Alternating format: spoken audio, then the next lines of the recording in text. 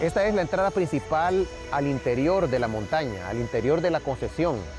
La New York and Honduras Rosario Mining Company, cuando obtuvo la segunda concesión, tenía bien claro el panorama del lugar.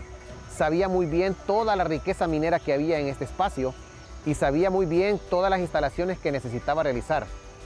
Esta es la entrada principal al centro de la mina, pero habían varios niveles. Este es el nivel medio.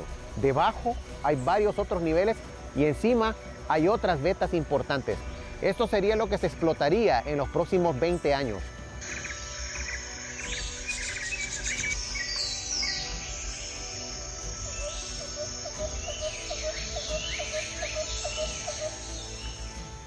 Y algo muy curioso, por ejemplo, se funda esta empresa con $1.500.000 y eso era mucho mayor que el presupuesto nacional. El presupuesto nacional no llegaba ni a $1 millón para ese entonces. Entonces, cuando se ve una inversión de esa que va a llegar a Honduras, totalmente despampana, ¿verdad?, a los funcionarios, estableciendo también que era el primer tipo de economías, como le llamaron después, la CEPAL, de economía de enclave.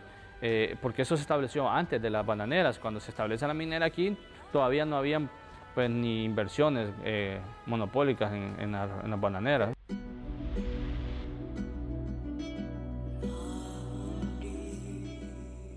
Para 1879 estaba todo listo. Tegucigalpa sería declarada nueva capital del estado de Honduras, la concesión minera estaba afinándose entre los políticos del momento, y los geólogos enviados por los inversionistas estadounidenses confirmaban la riqueza mineralógica de la mina, propiedad del presidente y ubicada en San Juancito.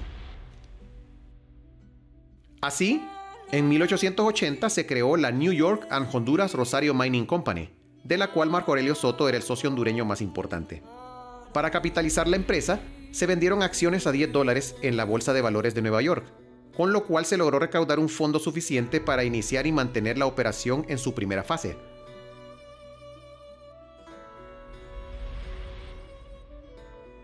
Lo interesante de San Juancito es que es oro y plata, es la combinación de los dos elementos, ¿no? Que usualmente en Tegucigalpa ha sido como una especialidad en la explotación de lo que es la plata, pero en San Juancito tiene esa cuestión particular que es oro y plata.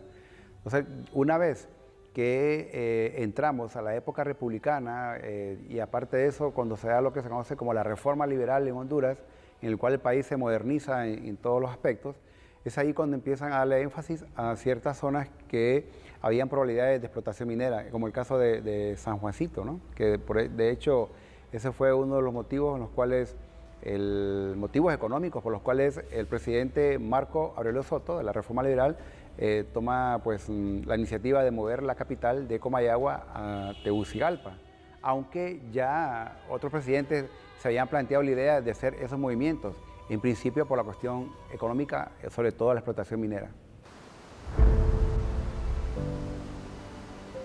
San Juancito ya había visto el esplendor de la minería de la plata y el oro, pero solo como testigo impotente. Los españoles que pretendieron explotar sus yacimientos nunca contaron con la tecnología y los insumos necesarios. Todo cambió radicalmente para San Juancito cuando llegó a la presidencia Marco Aurelio Soto.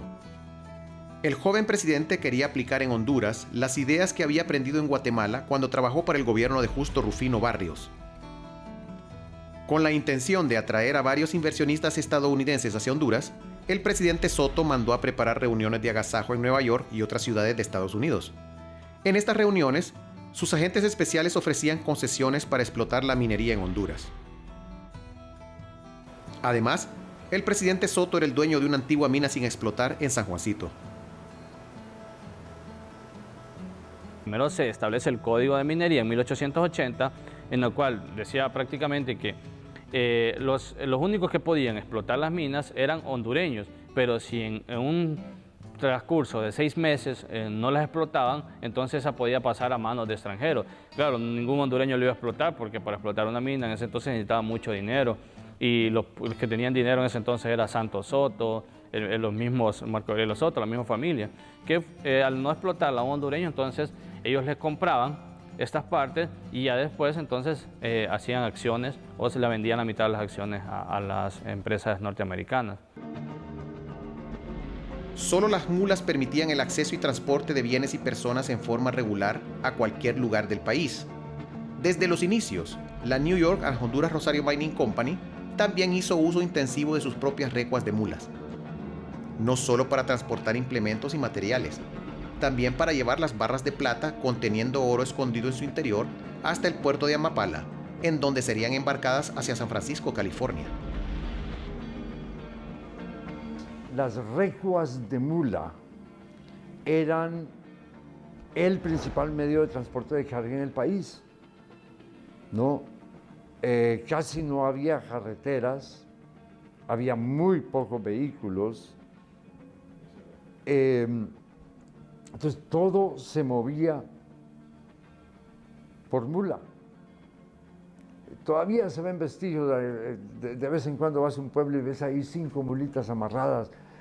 Ponete a imaginar, en aquella época eran 40, 60 mulas fácilmente, ¿no? Y eran las empresas de transporte y eran tan importantes que incluso hubo extranjeros que se asentaron en el país, hicieron su fortuna manejando recuas de mulas. Era importantísimo, importantísimo. No había trenes, ya se lo habían robado 2 veces. Entonces, no había carreteras. ¿Qué quedaba? No, las recuas de mulas.